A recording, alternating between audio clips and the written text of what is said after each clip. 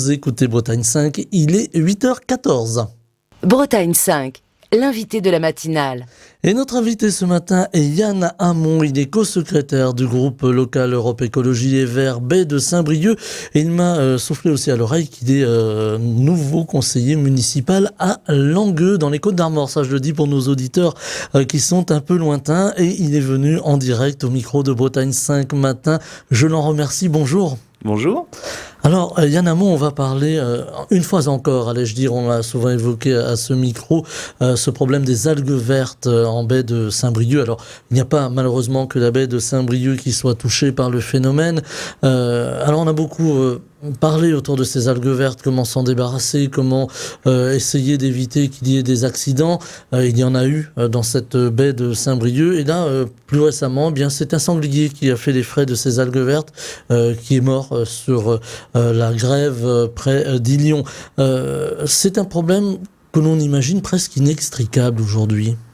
Ouais, mais ça, c'est une partie du problème, c'est qu'on considère que c'est inextricable. Certains considèrent que c'est inextricable et que donc il y aurait comme solution que des tentatives curatives comme aller ramasser des algues en mer, alors qu'on a vu, voilà, que quand même, vu les quantités prévues, vu la manière dont se développent les algues, ça c'est une tentative qui est vouée à l'échec déjà. C'est un petit peu vider la mer avec une petite cuillère. Bah, complètement, et puis les algues du coup font se reproduire plus rapidement, celles qui sont juste en dessous. Enfin, voilà, on est ici sur un système qui risque d'être très très insuffisant, très consommateur par ailleurs de fossiles pour faire tourner le bateau, enfin même si on peut imaginer le faire à l'hydrogène, mais vous voyez, on rentre dans des processus technologiques très très compliqués pour traiter un problème dont on connaît exactement la source, c'est-à-dire qu'on a trop d'azote dans nos cours d'eau.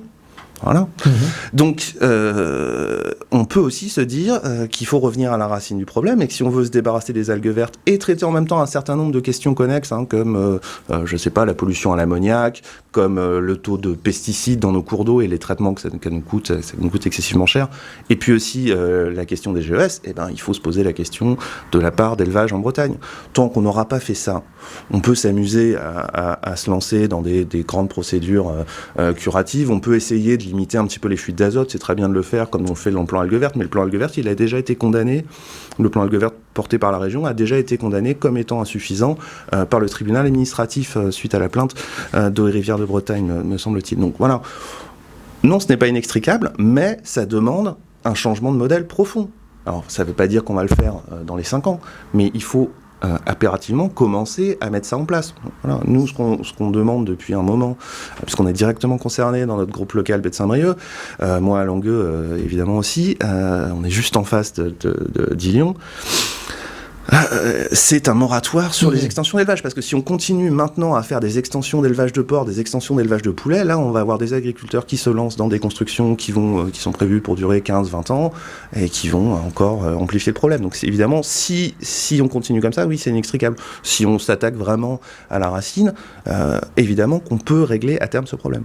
Alors changer de modèle, on en a parlé ici aussi au micro de la matinale avec différents invités. Changer de modèle agricole, ça veut dire aussi dialoguer avec le monde agricole. Alors, c'est pas toujours simple parce qu'il y a aussi un peu en marge du monde agricole le monde économique. On pense aux coopératives, on pense aux divers services induits. Est-ce que c'est facile pour un élu comme vous, Yann Hamon, Europe Écologie Les Verts, d'aller sur le terrain et de discuter? Est-ce que c'est facile? Voilà, c'est un petit peu le sens de la question. Facile, je n'irais pas jusqu'à dire que c'est facile. On arrive à discuter quand même, on a des invitations, on a des gens qui, voilà, je vais pas le nommer parce qu'il va avoir des problèmes, mais voilà, j'ai eu une invitation d'un agriculteur sur Langueux qui considère que ça serait intéressant, qu'on aille voir comment ça se passe, pourquoi il y a encore des pesticides, etc.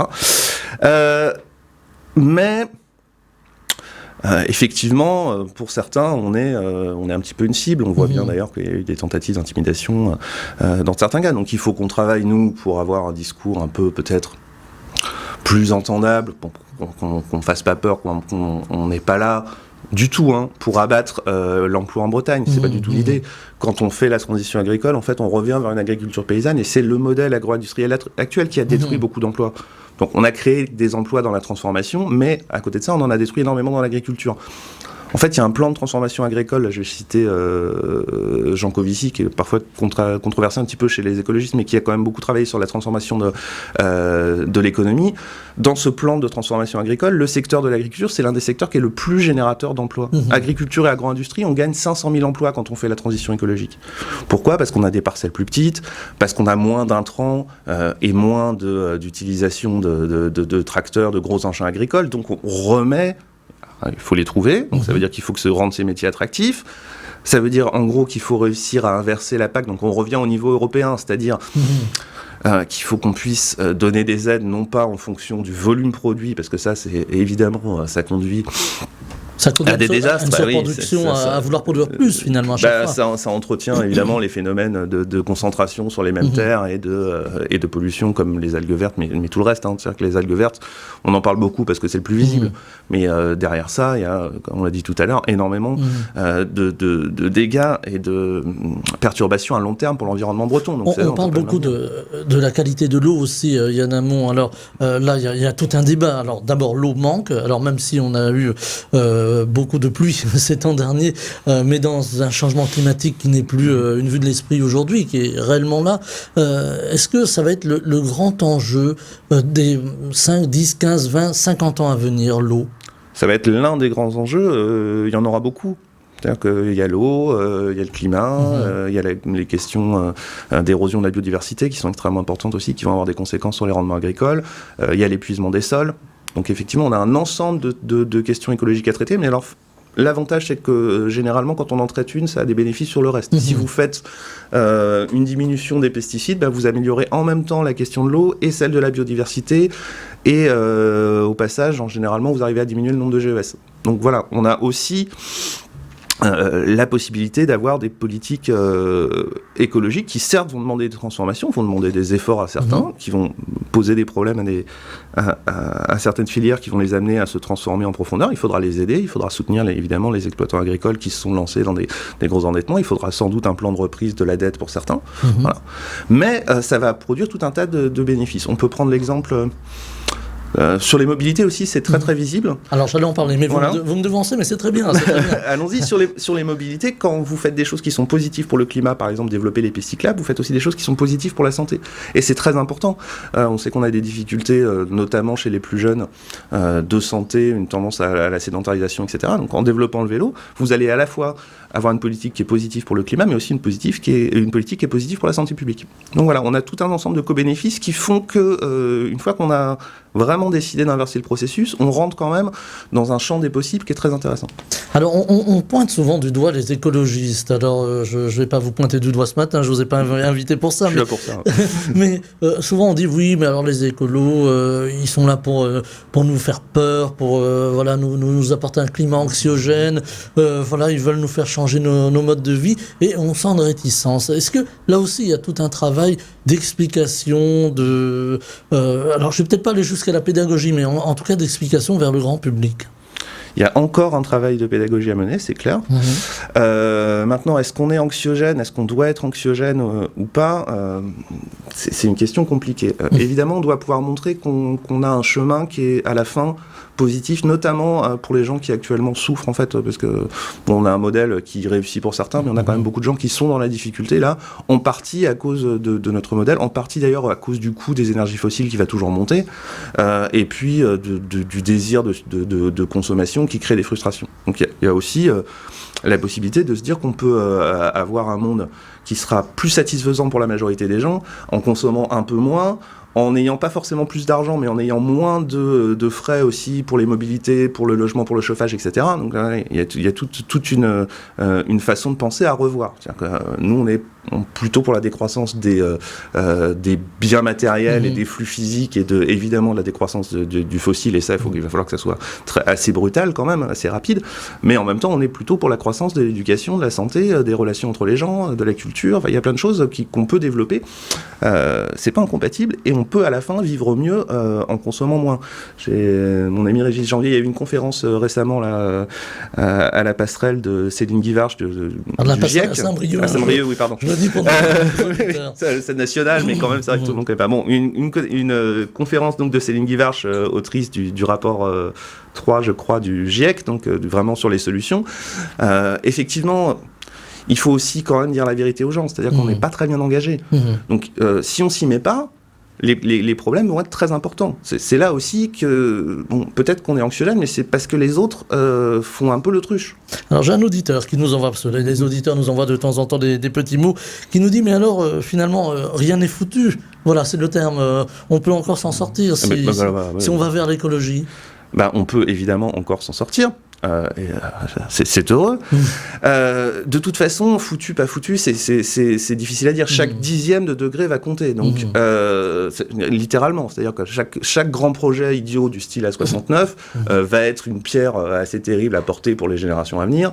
Je parle de l'A69, mais on a des petits projets dans les Côtes d'Armor, de moindre ampleur, mais quand même qui coûtent aussi le même prix au kilomètre et qui sont dans la même logique productiviste complètement obsolète, comme la rocade de Saint-Brieuc, même si le département s'est prononcé contre, heureusement. Et on les en remercie. Et le projet de rocade à Lamballe, enfin voilà, on est encore dans des schémas routiers un petit peu dépassés. En même temps, donc je termine là-dessus, puis on pourra revenir sur l'histoire des rocades si vous voulez, mais j'essaie de pas trop perdre le fil. Donc je disais, oui, chaque dixième de degré va compter, donc il faut faire des efforts pour stopper tous les projets inutiles et développer l'écologie.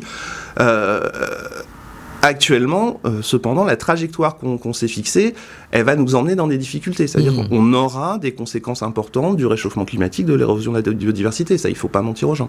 Bon, ils le savent déjà, ils le sentent déjà. Hein, on voit déjà que les conséquences sont présentes. On l'a vu cet été, on l'a vu avec cette vague de chaleur quasiment jusqu'à mi-octobre, assez étonnante. Alors là, c'était plutôt agréable. Mais si on a cet écart de température en août, on ne va pas trouver ça drôle du tout, même en Bretagne. Avec une végétation qui souffre, hein, il faut bien le dire aussi. Vous avez prononcé, Yann Hamon, le mot qui fâche, ou l'acronyme qui fâche, A69. Aujourd'hui, on voit encore du développement routier, beaucoup de développement routier. Alors, il y a des endroits, il faut bien le dire, où c'est pratique de faire passer la voiture. Et puis, on a l'impression quand même que le parent pauvre, ça reste le ferroviaire, alors qu'on a un réseau, alors ici en Bretagne, mais dans d'autres endroits en France aussi, un réseau assez important. Et alors, on voit les voies qui disparaissent. Et il y a un auditeur qui m'a interpellé, sachant que vous veniez dans la matinale, et qui m'a dit, oui, il faudrait poser une question. Est-ce qu'il faut opposer les voies vertes, qui se développent beaucoup aussi, et la remise en service des lignes de chemin de fer. Voilà, citant le cas de Saint-Julien. Voilà, entre autres, puisqu'il y a à Saint-Julien, dans les Côtes d'Armor, une ligne de chemin de fer qui relie Saint-Brieuc à Auray, qui, en tout cas, les différentes composantes écologistes et syndicalistes veulent que cette ligne soit réhabilitée. Or, les élus de la commune de Saint-Julien, dans les Côtes d'Armor, eux, souhaiteraient en faire une voie verte. Là aussi, c'est un cas d'école. Alors oui, c'est un cas d'école. Bon, la ligne Saint-Brieuc-Auray, potentiellement, elle dessert 200 000 personnes, je crois, qui pourraient aller du centre-Bretagne. On sait qu'on a des difficultés terribles de mobilité. Alors, on sait que le projet ne peut pas se faire tout de suite, parce qu'on attend que l'argent soit débloqué par la région, par l'Europe, mais c'est vraiment un projet d'avenir, ça, pour le coup. Beaucoup plus intelligent d'aller mettre 150 millions pour refaire cette ligne de train Saint-Brieuc-Auray que d'aller les mettre dans 2 ponts pour contourner Saint-Brieuc au niveau de la RN12. C'est à peu près la même somme, hein. C'est quand même pas la même utilité. Il y a un cas où on va permettre à 200 000 personnes potentiellement de se passer de leur voiture, dans un autre, on va gagner 4 minutes. Bon. Voilà. Maintenant, les voies vertes, c'est très bien. Soit on peut les faire parfois sur le bord des voies ferrées, quand il y a la possibilité de faire les deux, pourquoi pas. Sinon, pour faire des voies vertes, il y a une solution aussi, hein, c'est qu'on ferme certaines routes. C'est-à-dire qu'on a des voies qui sont peu fréquentées, utilisées par les voitures, qui peuvent devenir des voies vertes. Mais il ne s'agit pas du tout d'aller casser une ligne de train comme ça pour installer une voie verte. C'est pas possible. Je pense que là, il va falloir qu'on discute avec le maire de Saint-Julien, qui doit comprendre que ce projet de reconstruction de Saint-Brieuc-Auray, il va se faire à un horizon de 20-30 ans. Ça, on va forcément faire ça. Donc, c'est pas possible de priver, de détruire cette voie. Alors après, il faudra regarder si techniquement c'est possible d'aménager la voie verte le long. Mais moi, je trouve ça très bien qu'il y ait des communes économique qui se lance dans des voies vertes, mais effectivement, il ne faut pas que ça soit sur les lignes de train. Voilà, c'est de la cohabitation, là aussi.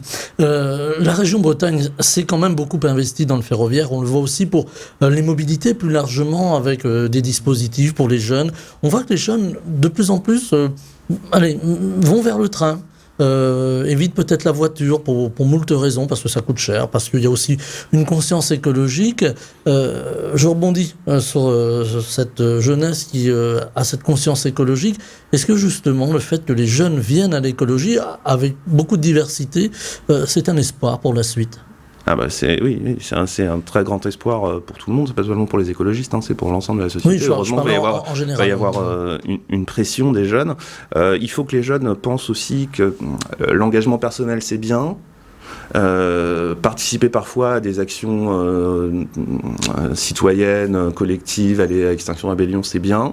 Faut pas qu'ils oublient le chemin du bureau de vote quand même, parce que ils sont sous-représentés, en fait, les jeunes, dans toutes les élections. Donc systématiquement, vous pouvez avoir, ça sera le cas sans doute aux européennes, mais ça c'est le cas au municipal, ça a été le cas aux législatives, une surreprésentation de la population plus âgée, qui a tendance à plus voter pour les politiques libérales et pour un maintien. C'est comme ça qu'on se retrouve avec des projets de repousser l'âge de la retraite aussi. C'est parce que le gouvernement Macron, il est élu par une bonne partie de retraités. Bon.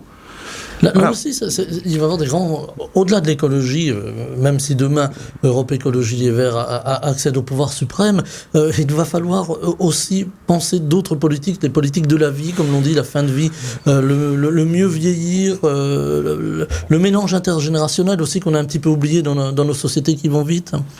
On a une énorme question effectivement autour de la dépendance et comment on repousse le plus possible la dépendance.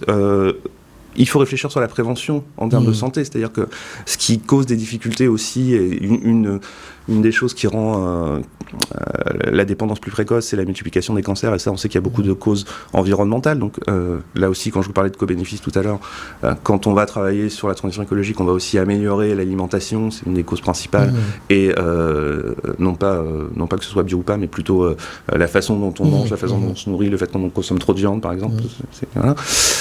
Ça va être une partie du travail, et évidemment il y aura beaucoup d'emplois dans ces secteurs-là qui sont des emplois non délocalisables et des emplois par définition qui sont vertueux et non polluants. Donc voilà, dans le lien social, il y aura des choses bien sûr à créer. Ouais. Voilà, un tout finalement. Oui. On a aussi l'actualité qui nous rattrape, cette guerre. Alors on avait déjà la guerre en Ukraine, elle est toujours là, faut pas l'oublier. Et on a également le Proche-Orient qui s'embrase avec cette guerre entre Israël et la Palestine, avec le Hamas. Alors je vais pas vous demander groupe terroriste ou pas groupe terroriste, mais c'est aussi une préoccupation, même pour les élus écologistes, de voir ce qui se passe dans le monde et comment ça se passe. Évidemment que c'est une grande préoccupation. Je vais vous répondre, vous m'avez pas demandé, mais évidemment, condamnation ferme du Hamas qui a commis des actes terroristes horribles. Je suis assez personnellement, mais de toute façon c'est la position qui a été développée par les écologistes, assez choqué de voir que certains n'osent pas dire le mot. En France, on sait ce que c'est qu'un attentat terroriste, on a vu le Bataclan, ce qui s'est passé, c'est 6 ou 7 fois ce qu'on a eu au Bataclan. Voilà. Donc on a cette situation, on a bien sûr, et la gauche ne l'oublie jamais, une façon de traiter les Palestiniens depuis des années, en particulier par ce gouvernement d'extrême droite, mais c'est vrai que ça remonte beaucoup plus tôt, qui est aussi totalement inadmissible. Bien sûr, oui. C'est le gouvernement israélien.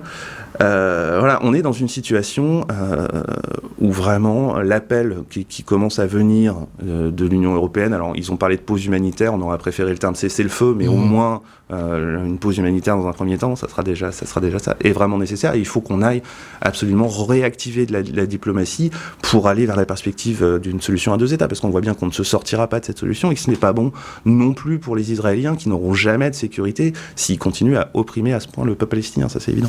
C'est un peu la position du président Emmanuel Macron, qui est actuellement, au moment où l'on se parle, en Israël, qui veut proposer ce cessez-le-feu et cette renégociation des deux États, puisque c'est ça qui pourrait peut-être permettre de sortir de cette guerre. C'est la position de la France, en fait, depuis très longtemps. On se rappelle que Jacques Chirac était accueilli en Israël et en Palestine, surtout en Palestine d'ailleurs, de façon très positive. Il y a plutôt une forme de consensus là-dessus. Après, il y en a qui sont plus du côté palestinien, mais bon... Globalement, l'idée qu'il faille aller vers une solution à deux États, elle est assez largement partagée. C'est là que c'est dommage de voir certains leaders politiques, Jean-Luc Mélenchon, faut pas le nommer, créer du clivage sur une question qui devrait rassembler la gauche. Bon, ce qui se passe en ce moment avec la désunion de la gauche et avec la NUPES dont on sent qu'elle va devoir évoluer, se transformer, c'est aussi lié à cette volonté de cliver systématiquement, même sur des sujets où finalement on devrait être tous d'accord. Ce qui s'est passé pour la réforme des retraites, par exemple, où on a eu des désaccords stratégiques qui venaient directement de Jean-Luc Mélenchon, ça nous pose un problème. Moi, je suis personnellement très attristé de voir que ce qu'on a construit il y a 2 ans maintenant pour les législatives, et 2022, donc 1 an et demi, voilà. Ce qu'on a construit pour les législatives, qui était une forme d'espoir, est en train de se dissoudre. Alors j'espère qu'on va pouvoir rebondir. Moi j'ai accompagné ma candidate qui était France Insoumise sur la circonscription. Je connais les militants France Insoumise du coin, ils sont avec nous sur plein de luttes écologiques. C'est quand même dommage que par l'entremise d'une direction un peu stalinienne et beaucoup trop verticale, on n'arrive pas à avancer, on n'arrive plus à se parler. Il y a un danger avec cette désunion de la gauche. J'allais dire ce cavalier seul de Jean-Luc Mélenchon, que les prochains scrutins, je pense particulièrement aux européennes, bien ce soit un fiasco, je vais pas aller jusque-là quand même, enfin en tout cas que ça mette la gauche, ou en tout cas les forces de gauche et les écologistes dans le lot en difficulté. Alors les européennes, j'ose espérer que ça ne sera pas le cas, parce que les européennes c'est un système à la proportionnelle, donc le fait qu'on soit sur des listes séparées et que chacun puisse porter ses idées, ça c'est de toute façon toujours ce qu'on a défendu. On est favorable à la proportionnelle de manière générale, donc on est aussi évidemment content d'avoir une liste où on puisse porter les idées des écologistes et toutes les idées des écologistes aux européennes. On verra si ça provoque une démotivation chez les forces de gauche. J'en suis pas totalement persuadé. Ça va être notre capacité aussi à incarner concrètement le discours écologiste.